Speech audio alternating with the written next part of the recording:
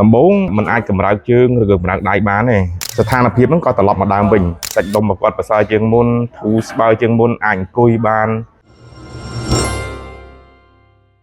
គាត់គ្រោះថ្នាក់ចរាចរណ៍ហើយប៉ះទង្គិចនៅគូក្បាលហើយគាត់បានទៅព្យាបាលនៅវៀតណាមបន្ទាប់ពីព្យាបាលនៅវៀតណាមហើយគាត់ក៏បន្តធ្វើចលនានៅមន្ទីរសម្រាប់ព្យាបាលហ្វីសូខេមយើងហើយគាត់បានសម្រាប់រយៈពេល10ថ្ងៃដំបូងมันអាចកម្រើកជើងឬក៏កម្រើកដៃបានទេឥឡូវនេះជើងដៃរបស់គាត់មានភាពប្រសើរឡើងវិញស្ប៉ះចង់និយាយថាការកត្រាក់សាច់ដុំរបស់គាត់ក៏មានភាពប្រសើរករបស់គាត់ក៏មានភាពធូរស្បើយចំណែកជើងគឺមានបញ្ហាខ្លាំងមែនទែនដំបូងជើងគឺស្ថិតក្នុងគេហៅថាបត់ជាលក្ខណៈអេកាំង